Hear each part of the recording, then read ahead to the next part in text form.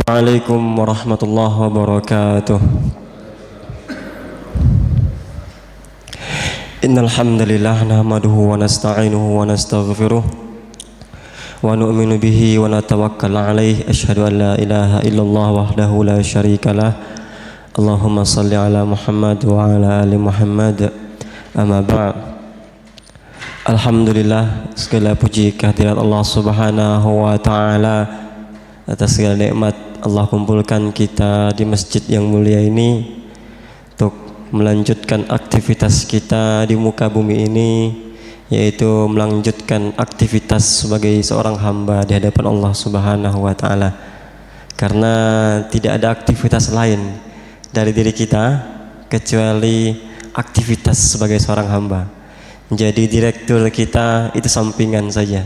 Jadi guru kita itu pun sampingan saja. Jadi apapun aktivitas kita di dunia ini, semua itu sampingan saja. Kerja kita yang aslinya di dunia inilah kerja ibadah atau aktivitas sebagai seorang hamba di hadapan Allah Subhanahu wa taala. Karena itulah tujuan diciptakannya kita, tujuan ibadah. Allahumma shalli ala Muhammad wa ala ali Muhammad. Salawat serta salam kita hadiahkan kepada junjungan kita Nabi besar Muhammad sallallahu alaihi wasallam. Semoga kita adalah orang-orang yang senantiasa istiqomah dalam menegakkan dan mengamalkan sunnah-sunnah beliau, sehingga dengan asbab itu kita semua mendapat syafaat beliau di yaumil akhir kelak. Bapak-bapak yang dirahmati Allah, di sedang jemaah salat subuh yang penuh berkah ini, bertemunya kita di sini untuk saling mengingatkan, tazkirah saja. Kemudian kebetulan pada subuh ini jadwalnya kita pada subuh ini akan membahas sedikit tentang iman harusnya membawa rasa aman. Sebelumnya saya kira tidak usah perkenalan, insyaallah sudah banyak yang kenal. Ada beberapa wajah yang insyaallah akrab sekali dengan saya. Ada yang tetangga, ada yang jemaah sendiri, ada yang guru saya di Panahan, insyaallah. Jadi kita akan membahas sedikit tentang iman harusnya membawa rasa aman. Ada dua nikmat yang sangat besar yang Allah anugerahi ke dalam diri kita. Yang pertama nikmat iman. Nikmat iman. Iman ini yang akan memandu kita di kehidupan dunia, yang membawa bahagia di dunia dan juga akan membawa bahagia di akhirat. Yang kedua nikmat aman. Tanpa aman, iman itu tidak bisa dilakukan dengan sempurna. Tanpa aman, dakwah itu tidak bisa dijalankan dengan baik. Coba kita lihat di negeri-negeri sana, ada yang tidak aman, tidak bisa melanjutkan kerja-kerja dakwah dengan nyaman. Mau sholat mereka harus intai-intaian, mau berdakwah mereka harus intai-intaian, mau apa saja mereka takut. Maka nikmat iman dan aman itu sejalan dia. Harus ada kedua-duanya. Dan sejatinya iman itu harus melahirkan keamanan. Iman itu harusnya melahirkan ketentraman. Dan inilah titik fokus kita pagi ini. Dan kalau kita melihat dalam Islam itu ada namanya maqasidus syariah, yang dipelopori oleh Imam Asy-Syatibi, yang beliau mempelopori namanya maqasidus syariah. Kalau diterjemahkan secara bahasa namanya tujuan-tujuan dari syariat. Setidaknya ada 5 di situ.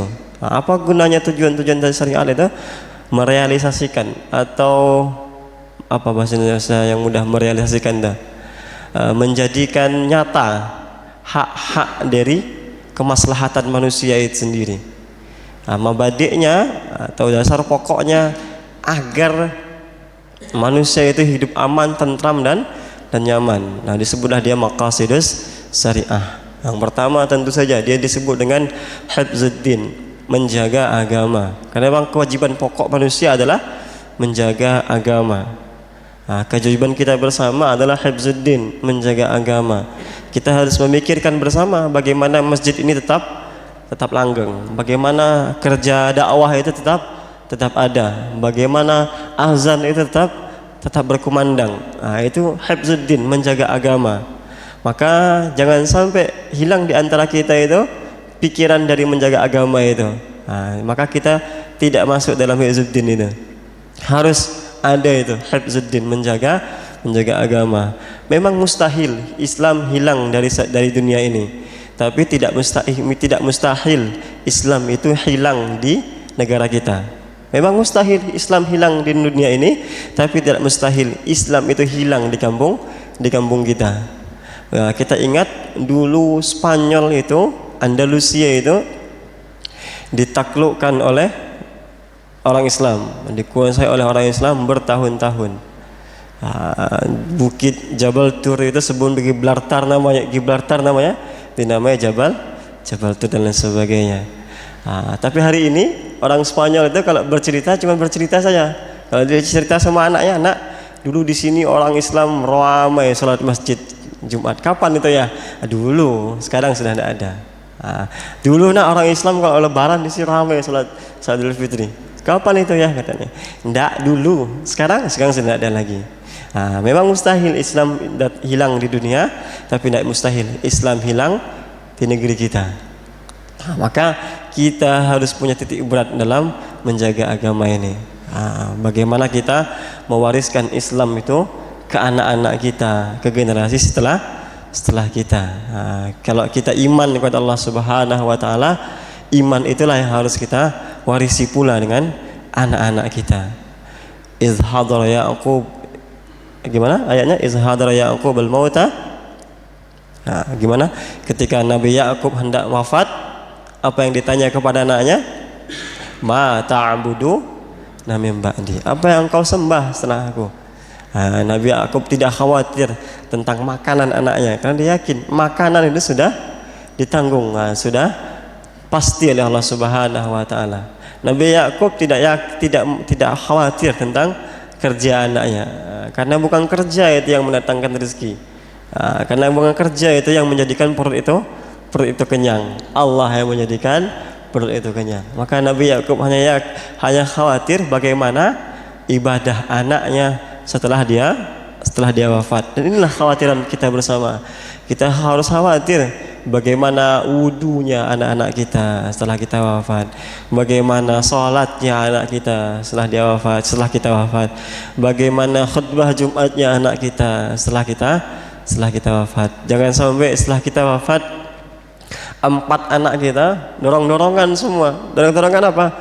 Yang satu bilang, kamu saja yang sholat jenazah ya. Saya belum bisa. Kamu saja. Saya belum belajar.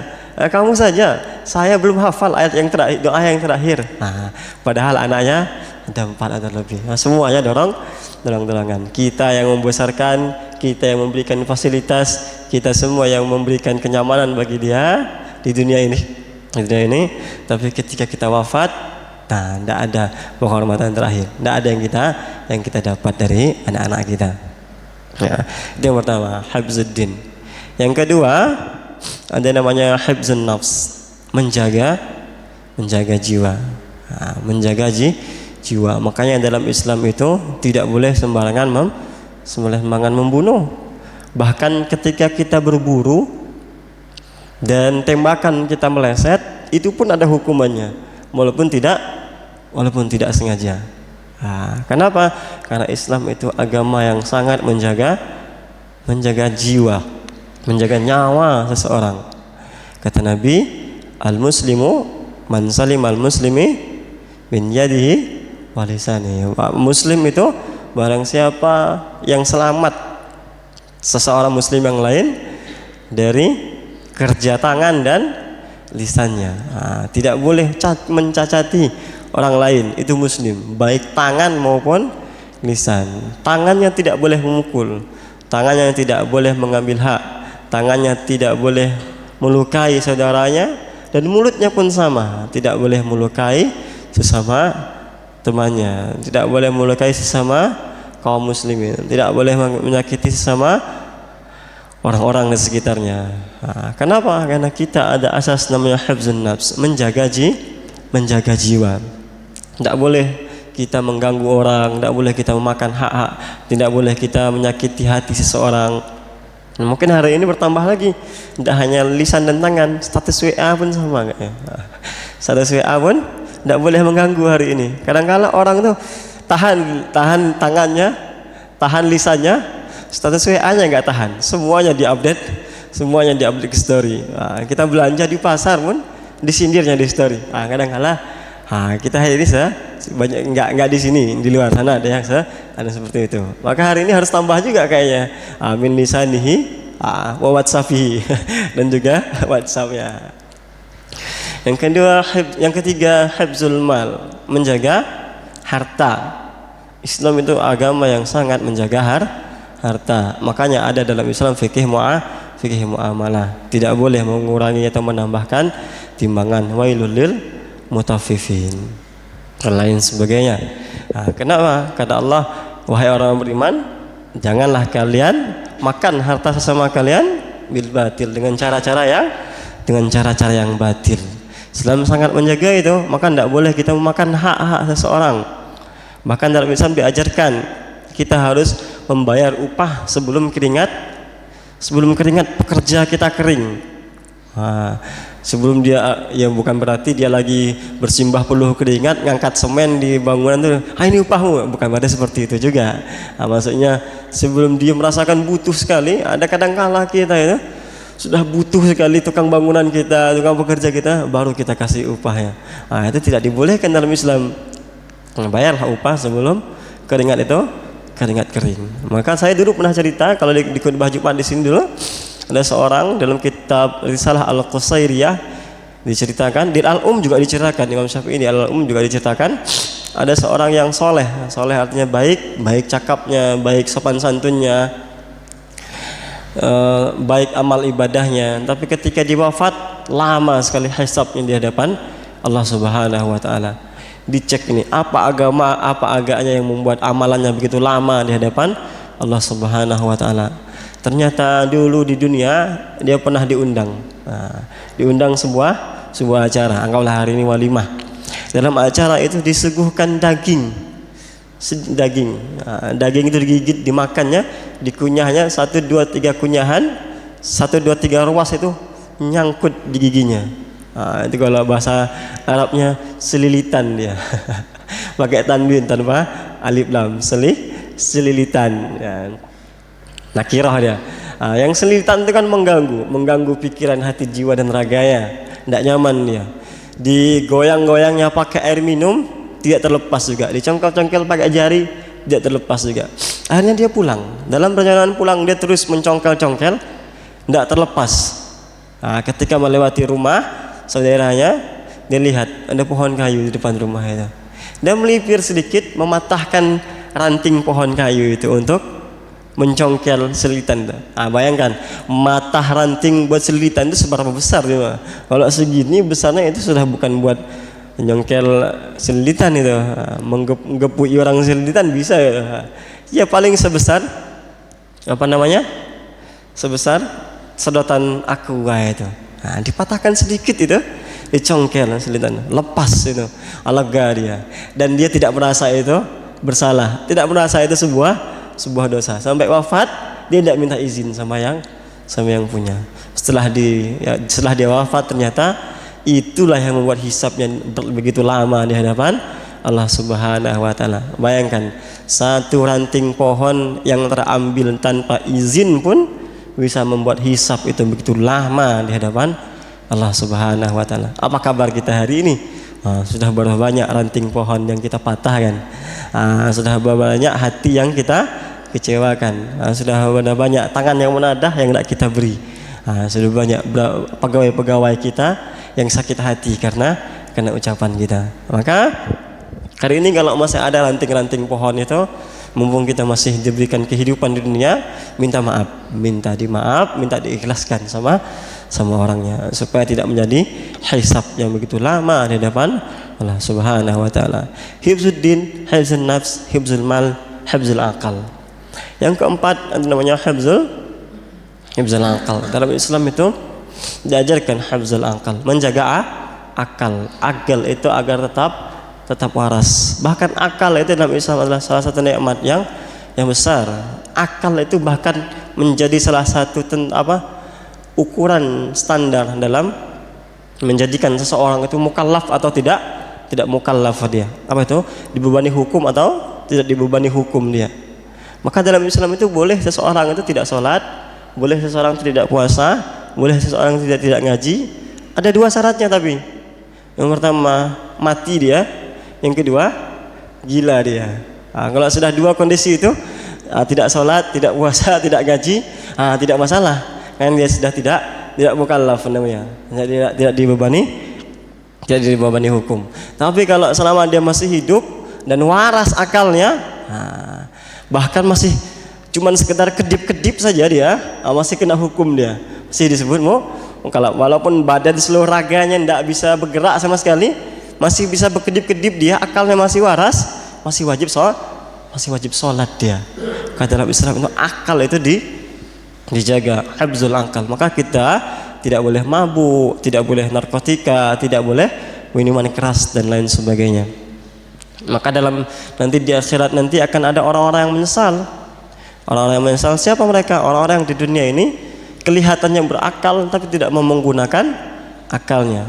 Lau kunna nasma'u au na'qilu ma kunna fi ashabis sa'ir. Kalaulah dulu kami ya Allah mau mendengarkan pendengaran, mau menggunakan pendengaran kami, nasma'u artinya mendengarkan, tapi mau menggunakan pendengaran. Mereka bukan tidak mendengar, mampu mendengar seperti kita, mampu melihat seperti kita, mampu berjalan seperti kita, tapi tidak mau mendengarkan menggunakan pendengaran. Ketika ditantangkan ayat-ayat Allah Subhanahu wa taala, ketika disampaikan dakwah-dakwah, disampaikan ayat-ayat Allah, dengar, kalau masuk telinga kiri, keluar telinga kiri, mungkin masih ada yang nyangkut di telinganya.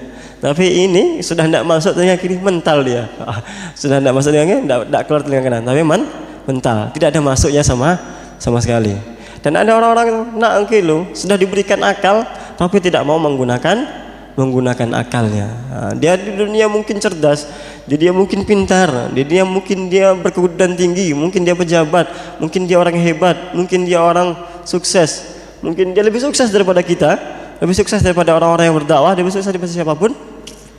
Tapi ternyata di akhir nanti dia ternyata akalnya tidak berguna bagi dia di kehidupan akhirat. Maka dia mendekam di ashabis sa'ir, mendekam sebagai penghuninya neraka. Hifzuddin, hifzul nafs, hifzul mal, hifzul akal. Yang terakhir hifzun nasal, menjaga nasal. Apa itu nasal? Menjaga keturunan. Maka dalam Islam itu tidak boleh ada hubungan di luar nikah. Tidak boleh ada hubungan di luar nikah, tidak boleh ada kumpul kebo dan sebagainya. Kenapa? Karena kita ada asas namanya hifzun nasal, menjaga keturunan. Nanti anaknya itu mau diikutkan kemana? Bapaknya siapa? Tidak boleh dalam Islam, harus jelas keturunannya. Selain itu juga hifzul lain terkait dengan kehormatan baik bagi seorang perempuan maupun bagi anaknya nanti. Itu dijaga betul dalam Islam. Maka anak-anak kita hari ini sebagai bentuk keimanan kita, jaga keturunannya. Ketika dia mau nikah, carikan dia pasangan yang baik, carikan dia keturunan yang baik. Makanya kata dalam nikah itu, tungkahul mar'ah li arba' li jamaliha wa li maliha wa li nasabiha wa li diniha fasbar bi zatid din taribat yadak. Perempuan itu dinikahi karena 4, karena cantiknya, karena hartanya, karena nasabnya, karena agamanya. Kalau 3 ini tidak ada, maka perhatikan agamanya, maka beruntunglah kamu. Menikah itu nikahnya 4 kan kata Rasulullah standarnya. Lihat dulu cantiknya. Kalau yang belum nikah ini, kalau memang dia cantik sekali, misalnya sudah pantas buat kita, ya nikahi. Tapi kadang-kala ya standar juga dengan ketampanan kita. Kalau kita biasa-biasa saja, tapi pasangan kita yang kita cari itu sekelasnya artis-artis itu, nanti kalau dapat dikit orang kita melet nanti. Belajar pelet di mana itu? Carilah yang cantik sesuai standar kita. Kalau bahasa anak-anak pondoknya yang cantiknya itu bukan ijma. Tahu cantiknya ijma? Ada cantik itu yang ijma, ada cantik yang ikhtilaf. Cantik yang ijma itu kalau semua laki-laki berkumpul, ketika cewek itu, ketika perempuan itu lewat, wah cantik itu. Itu cantiknya ijma. Tapi kalau cantiknya ikhtilaf, ketika orang itu lewat, ada satu yang bilang cantik, satu bilang enggak, satu bilang lumayan, itu masih ikhtilaf. Nah, itulah iman. Iman itu 5 itu harus ada semua. Harus ada kelima-limanya. Lalu apa gunanya iman di kehidupan dunia? Iman di kehidupan dunia itu karena kita masih hidup di dunia, tentu motivasi dunia itu juga penting bagi kita. Selain iman itu memang menyelamatkan kita di akhirat, tujuan itu gunanya kita ada iman di dunia. Kata Allah, "Wa may yattaqillah yaj'al lahu makhraja." Barang siapa yang bertakwa kepada Allah Subhanahu wa taala, dijadikan dia dari setiap masalahnya makhrajan, jalan keluar. Makhrajan di sini dia pakai tanwin dia. Ini makhrajan, ini bahasa Arab beneran nih. Kalau selilitan tadi bahasa Arab yang bahasa Jawa yang diarabkan. Ini makhrajan, ini bahasa Arab beneran. Makhrajan itu nakirah dia, bertanwin tanpa alif lam. Kalau pakai alif lam dia al makhraja. Kenapa makhrajan? Karena kalau al makhraja dia ma'rifah. Ma'rifah itu dia isim ma'rifah yang menunjukkan kekhususan. Jadinya khusus dia. Hanya satu al makhraja itu.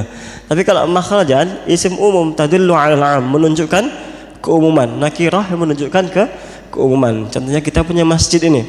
Masjid ini kita punya banyak pintu. Ketika kita pengen keluar dan belum jelas mau keluar dengan pintu yang mana, maka kita menggunakan kata makhrajan.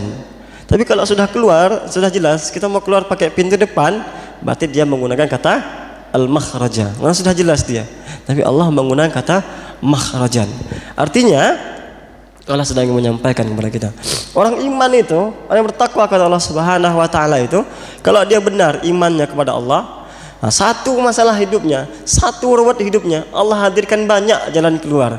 Allah hadirkan banyak pintu keluar. Tidak hanya satu kata Allah. Tapi syaratnya hanya satu, takwa dan iman kepada Allah Subhanahu wa taala. Tidak hanya di situ saja. Allah sambung ayatnya, wa yarzuquhu min haitsu la yahtasib. Diberikan dia rezeki dari jalan yang tidak sangka-sangka, dari jalan yang tidak dia kira-kira. Ini jadi rumus rezeki, rumus nyaman hidup dunia itu sebenarnya bukan kerja yang keras, bukan kerja banting tulang 1 kali 24 jam di kantor, 1 kali 24 jam di tempat kerja. Enggak sebenarnya. Rumus hidup nyaman itu takwa dulu kepada Allah Subhanahu wa taala, iman dulu kepada Allah Subhanahu wa taala. Kenapa? Karena iman itu yang mendatangkan rasa aman, rasanya nyaman. Kenapa?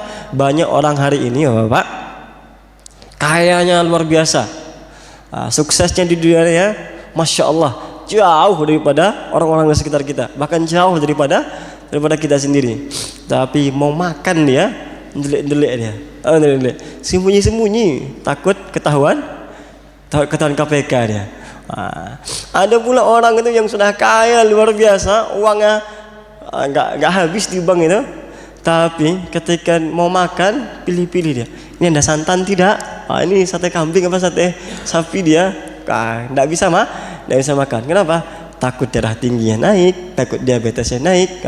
Kita hari ini kalau masih Allah berikan rezeki, apa saja habis, dikasih sate habis, dikasih tengkleng habis, dikasih apa semua habis, berarti masih ada rezeki luar biasa yang Allah berikan kepada kita. Orang itu Bapak, ada yang Masya Allah rumahnya mewah, kasurnya empuk, ruangan tidurnya ber-AC, tapi sama Allah ditahan nikmat tidurnya. Tidak bisa dia tidur karena penyakit insomnia, gangguan tidur. Padahal apa yang tidak mendukung dia untuk tidur? Ruangan dingin, kasur empuk, selimut tebal semuanya. Kalau kita itu kan sudah seperti itu, mendukung sekali untuk tidurnya. Tapi kita hari ini tidak usah seperti itu. Nggak usah ruangan ber-AC, nggak usah kasur tempuk.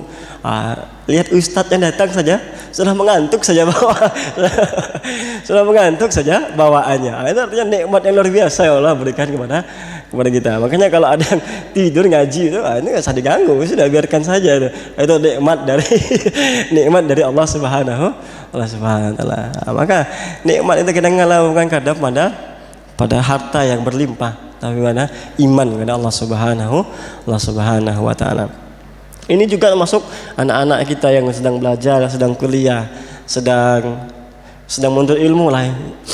Sebenarnya rumusnya pintar itu bukan rumusnya cerdas itu bukan belajarnya, bukan bimbelnya, bukan bimbingan belajarnya, bukan kursusnya. Rumusnya pintar itu takwa dulu sebenarnya yang ditanamkan. Kata Allah, wattaqullah yu'allimukumullah. Bertakwalah kepada Allah, Allah yang mendatangkan ilmunya. Kalau pengen anak cerdas, pengen anak pintar, sebenarnya dari kecil itu yang harus ditanamkan ketakwaan dulu kepada Allah Subhanahu wa Taala. Insya Allah anak-anak yang sudah ditanamkan ketakwaan kepada Allah akan lebih cerdas, akan lebih pintar. Kalau tidak percaya, coba datang ke pondok-pondok pesantren yang anak-anak dari SD, dari SMP itu sudah mondok. Coba lihat, kalau memang mereka tidak cerdas segi intelijensinya, kecerdasan emosionalnya jauh lebih pintar daripada anak-anak di luar. Kenapa? Wattaqullah yu'allimukumullah. Dia bertakwa kepada Allah, Allah datangkan ilmu itu, Allah datangkan kepintaran itu, Allah datangkan kecerdasan itu. Jadi kalau kita pengen pintar, pengen dimudahkan, perbaiki hubungan kita kepada Allah Subhanahu wa Taala.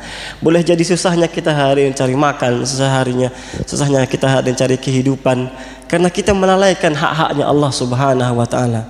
Sudah waktunya azan, karena masih tanggung ngetik, masih melanjut ngetik. Sudah waktunya sholat, masih tanggung rapat, masih lanjut rapat. Sudah waktunya sholat Jumat, masih tanggung kerjaan di kantor, lanjut dulu kerjaannya di kantor. Belajar di susahnya kita hari ini bukan karena enggak terlalu usaha, saking usahanya melalaikan hak-haknya Allah Subhanahu wa Taala. Boleh jadi kita hari ini enggak pintar-pintar, enggak cerdas-cerdas, susah-susahnya kita belajar hari ini, kuliah enggak selesai, belajar enggak selesai, bahkan kuliah selesai tapi enggak ada manfaat yang kita dapatkan. Coba kita banyak hal ini, kita lihat ini betapa banyak wisudawan itu, sarjana-sarjanawan itu yang lulus dari kuliah tapi tidak ada satu manfaat pun yang dia bawa dalam kehidupan sosialnya, kehidupan sehari-hari. Bahkan di kehidupannya sendiri ada beberapa itu yang tidak ada membawa manfaat sama sekali. Kenapa? Karena mungkin saja karena saking giatnya belajar, saking rajinnya belajar, sehingga melalaikan hak-haknya Allah Subhanahu wa Taala. Sehingga berkah dari semua itu, baik berkah dari kerja, berkah dari hasil dari makan, berkah dari hasil belajar, Allah cabut. Nah, ketika berkah Allah cabut, dia mungkin masih cerdas, dia mungkin masih pintar, dia mungkin masih bagus otaknya, tapi manfaatnya hilang dari kehidupan ini. Manfaatnya hilang dari kehidupan dia maupun kehidupan sosial. Ketika berkah itu cabut, mungkin uangnya masih banyak, mungkin hartanya masih berlimpah, mungkin hartanya masih menumpuk, tapi ketika berkah itu dicabut Allah Subhanahu wa Taala, rasa cukup itu hilang. Harta itu rasanya betapa banyak pun harta tidak cukup saja rasanya. Ada mobil satu, mau tambah lagi mobil satu. Ada rumah satu, bangun lagi rumah satu. Ada motor satu, beli lagi motor satu. Bahkan istrinya ada satu, tambah lagi satu. Ada dua, tambah lagi dua.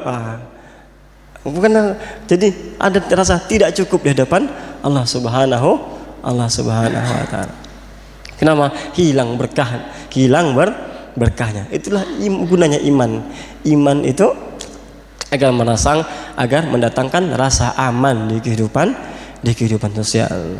Ala bizikrillah tatmainnul qulub. Hanya dengan mengingat Allah, rasa aman di hati akan datang. Yang terakhir, mengutip sebuah hadis kata Rasulullah sallallahu alaihi wasallam, bagaimana iman itu harus membawa rasa aman. Khaslatani la syai'a afdalu minhuma al-imanu billah wa darru lil muslimina. Khaslatani la syai'a abkhasu minhuma asyirku billah wa darru lil muslimina. Dua sifat kata Rasulullah yang sangat utama, yang tidak ada sifat yang lebih utama daripada dua sifat ini. Apa dia? Yang pertama, sifat iman kepada Allah Subhanahu wa taala. Yang kedua, sifat mau memberikan manfaat. Sebaliknya, ada dua sifat yang sangat buruk kata Rasulullah. Apa dia? Sifat menyekutukan Allah Subhanahu wa taala dan sifat membuatmu mudarat. Nah, ini hadis di mana iman itu harusnya sejalan dengan memberikan rasa selain rasa aman kepada diri sendiri, iman itu harus memberikan rasa aman kepada sekitar. Islam agama yang sangat konsen menyandingkan antara iman kepada Allah Subhanahu wa taala dan berbuat baik kepada sesama. Orang itu tidak baik imannya kepada Allah kalau dia masih menyakiti tetangganya, kalau dia masih menyakiti sesamanya. Mana dalilnya? Man kana yu'minu billahi wal yaumil akhir falyukrim jarahu. Barang siapa yang beriman kepada Allah dan hari akhir, maka hendaklah dia memuliakan tetangganya. Tidak sempurna iman seseorang kalau dia tetangganya masih sakit hati sama dia, tetangganya masih menggerutu sama dia, tetangganya masih merasa tidak nyaman sama dia. Tidak iman, tidak sempurna iman seseorang. Dalam hadis lain juga dikatakan, man kana yu'minu billahi wal yaumil akhir falyukrim dhaifahu. Barang siapa beriman kepada Allah dan hari akhir, maka hendaklah dia memuliakan tamunya. Muliakan tamu. Tamu dan tetangga itu siapa? Manusia di sekitar kita. Maka iman itu sejalan dengan berbuat baik atau mengayomi manusia yang ada di muka bumi ini. Singkat kata, tidak sempurna iman seseorang kalau orang masih sakit hati dengan kita, dan tidak sempurna dan tidak dianggap kebaikan kita kalau kita hanya baik kepada sesama tapi tidak menunaikan hak-haknya Allah Subhanahu wa taala.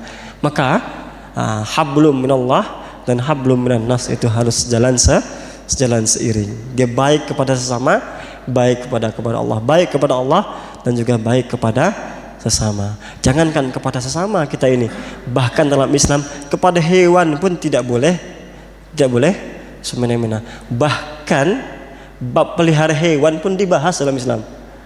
Bab pelihara hewan pun ada fikihnya. Ada Ihya Ulumuddin, ada bahas bab pelihara hewan. Pelihara hewan pun tidak boleh sembah. Makanya Islam itu disebut agama rahmatan lil alamin, rahmat bagi semesta alam. Tidak sembarangan berbuat, tidak sembarangan bertindak. Dia harus mengedepankan sifat rahmah, sifat kasih sayang. Dari mana sifat kasih sayang itu didapatkan? Dari terpancar dari keimanannya kepada Allah Subhanahu wa taala. Iman yang baik terpancar dengan akhlak yang baik. Akhlak yang baik, pribadi yang baik harus sejalan dan seiring dengan iman yang baik kepada Allah Subhanahu wa taala. Kepada siapa saja, tetangga kita, saudara kita, anak saudara kita, dan siapa saja yang kita temui di muka bumi ini, kedepankan asas berbuat baik kepada sesama.